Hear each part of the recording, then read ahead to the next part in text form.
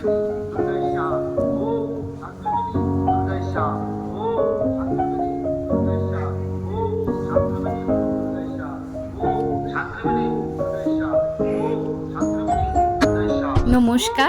আশা করছি আপনারা সবাই খুব ভালো আছেন। আমার নতুন একটা ভিডিওতে আপনাদের সবাইকে স্বাগত। আজকে দিনটা বুধবার, এখন ওই দুপুর 12:30 মতো বাজে। আকাশের অবস্থাটা ঠিক এইরকম।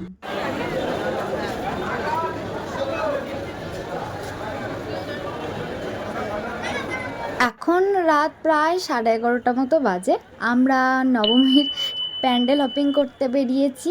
কি আর বলবো, আজকে মনটা অনেকটাই খারাপ। এই নবমীর রাতটা আসলেই মনটা খুবই খারাপ হয়ে যায়, সাথে অনেক জমা অভিমান।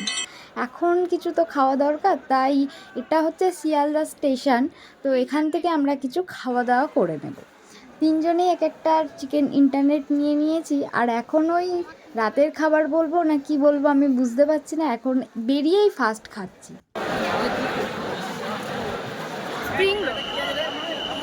মোটামুটি 11টায় এসে শিয়ালদা প্ল্যাটফর্মে এসে দাঁড়িয়েছি। সেই বেরিয়েছিলাম কবি নজরুল থেকে, তারপরে এসপ্ল্যানেড হয়ে শিয়ালদা এসছি মেট্রো চেঞ্জ করে। এই কলেজ স্কোয়ার, কলেজ স্ট্রিটগুলো ঘুরে দেখব। আজকে তো সারা রাত কলকাতা শহরটা খুব ভালো মতোই ঘুরে দেখব। আপনাদেরকে তো পুরোপুরি সব রকম ভিডিও করে দেখাতে পারবো না, প্রচণ্ড ভিড় থাকবে রাস্তায়। কিন্তু যেগুলো ভিড় কম থাকছে সেগুলো আমি আস্তে আস্তে ঘুরিয়ে আপনাদেরকে দেখাচ্ছি। এখন রাত ওই 1:45 মতো বাজে। এখানে এই প্যান্ডেলটায় ঢুকলাম, ভীষণ সুন্দর।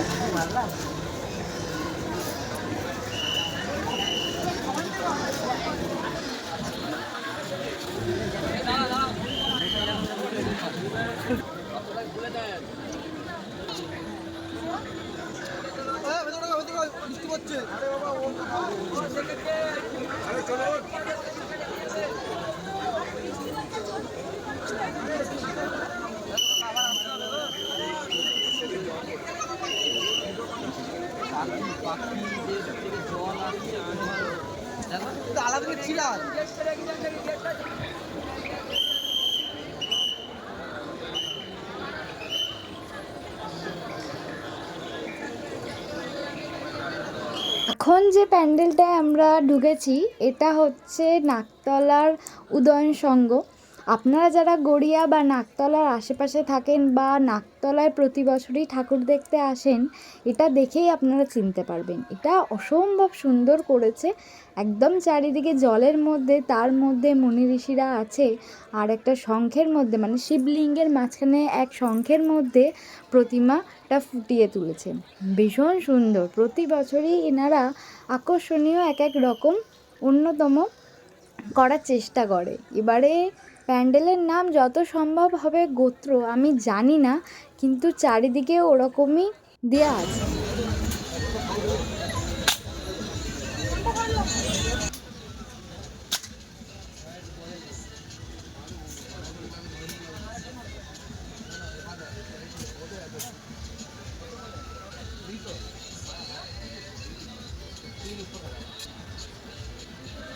সারা রাত ঘোরার পর এখন ওই ভোর 5টা মতো বাজে, আমরা গড়িয়ায় চলে এসেছি।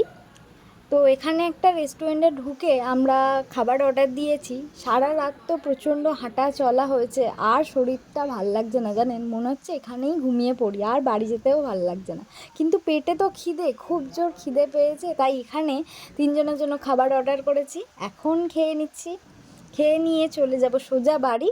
বাড়ি এসে আপনাদেরকে দেখাচ্ছি যে আমার বিছানার অবস্থাটা ঠিক এই রকম।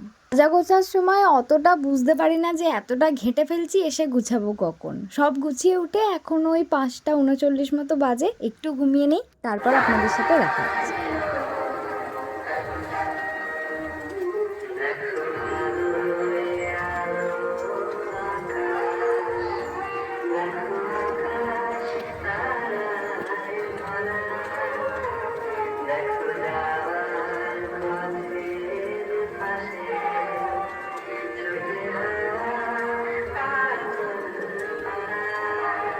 ভাব বজায় রেখে আমরা মাকে নিয়ে বেরিয়ে যাব।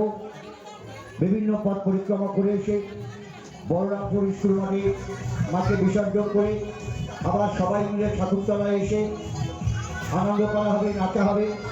তাই প্রত্যেক গ্রামবাসী বৃন্দের কাছে, পথচলতি মানুষ এবং পাশাপাশি গ্রামের প্রত্যেকের কাছে আমাদের অনুরোধ, আপনারাও আমাদের এই আনন্দের সাথে অংশীদার হন, এই আশা আমরা বলরামপুর ইয়ংস্টার ক্লাবের পক্ষ থেকে আপনাদের কাছে বিশেষভাবে রাখছি। এখন সন্ধে 6টা বাজে। আপনারা সবাই জানেন আজকে বিজয়া দশমী। সবাইকে বিজয়ার শুভেচ্ছা, ভালোবাসা। আপনারা যারা আমার থেকে বড় তাদেরকে জানাই প্রণাম এবং অভিনন্দন। আজকে ভোরে ঘুম থেকে ঘুমিয়েছি, আর ঘুম থেকে উঠতে উঠতে প্রায় 11:30 বেজে গেছে। তারপরে কন্টিনিউ ভিডিওটা আর করতে পারিনি। সংসারের যা কাজ ছিল সব কিছু গুছিয়ে রান্নাবান্না সেরে নিজেরা খাওয়া দাওয়া করে এখন এসছি দেবী বরণ করতে। আজকে ঘুম থেকে ওঠার পর থেকেই যখনই মাইকে শুনতে পাচ্ছি বিষাদের গানগুলো, ভীষণ মন খারাপ হয়ে যাচ্ছিলো। কালকে রাত থেকেই মনটা খারাপ, কিন্তু ক্লান্তিতে যখন ঘুমিয়ে পড়েছিলাম তখন অতটাও কিছু মনে ছিল না, কিন্তু যখনই ঘুম থেকে উঠেছি না প্রচণ্ড মন খারাপ। আজকে মাকে তো ছাড়তেই হচ্ছে না। দুটো দিনের মধ্যে কতই তফাৎ, তাই না? কদিন আগেই মহালয়া ছিল আর আজকে বিজয়া দশমী। কয়েকটা দিন কিভাবে যে কেটে গেল বুঝতেই পারলাম না। মা আসবে আসবে একরকম আনন্দ, আর আজকে দিনটা এতই মন খারাপ হচ্ছে। ফাঁকা মণ্ডপ, পড়ে থাকা ধুনুচি, প্রদীপ, তার সাথে এলোমেলো সিঁদুরের ডালা। এর মধ্যে একটা আলাদাই কষ্ট লুকিয়ে আছে। কারো চোখে জল আসতে গিয়েও আসছে না, আর কেউ হাউ হাউ করে কেঁদে ফেলছে। সারা বছরের একটু একটু করে জমিয়ে রাখা আনন্দ 4টে দিন যে আমরা কিভাবে উপভোগ করি আমরা বুঝতেই পারি না। এক নিমিষে এই 4টে দিন কিভাবে যে কেটে যায় কয়েক মিনিটের মতো মনে হয়। এই তো সবে এলি মা, এত তাড়াতাড়ি চলে যাবি? কিভাবে যে দিনগুলো কাটিয়ে দিলি, কিভাবে যে চোখের নিমিষে সময়গুলো উড়ন্ত জাহাজের মতো ছুটে চলে গেল বুঝতেই পারলাম না।